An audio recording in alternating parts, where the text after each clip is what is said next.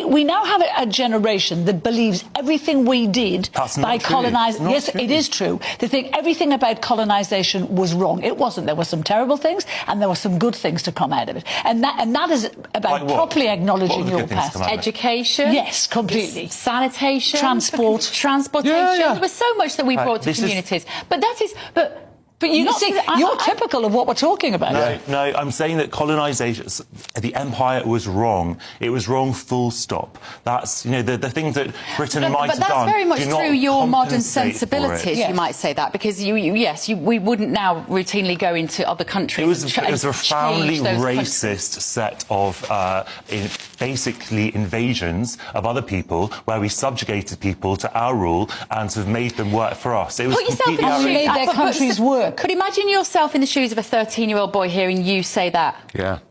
Right? Yeah. What do they then... How do they then carry that through life? Well, in terms of who I am as a Brit. But it's not about... We had racist ancestors. Say it, but Bev... But I'm saying that we hear much more of that than we do about the benefits of that period of time. Well, because I don't think there were benefits. I think that we have to be completely... Of course there were. So you benefits to us. I don't think there were. There were benefits to us. A lot of those countries did not... Jonathan, those countries... It absolutely does. Those countries did not have money. They did not have the creativity. They did not have people in positions of power of course they had creativity in those countries. They just didn't live like Britain did. It doesn't make it worse. It just makes it different. So it's okay to live without education, and it's okay to live without a transportation system, is it? They did have education. It just wasn't our education system. They had language. It wasn't our language. This cultural medicine we brought to precisely what we have. Yes. I don't know. Look, I don't know why we're even living a dream, living the African dream.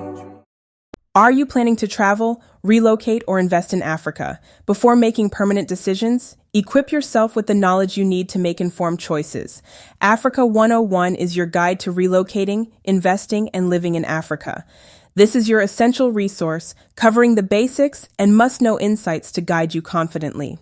Download your guide now at panafricanlifestyle.com and take the first step toward a thriving future in the motherland.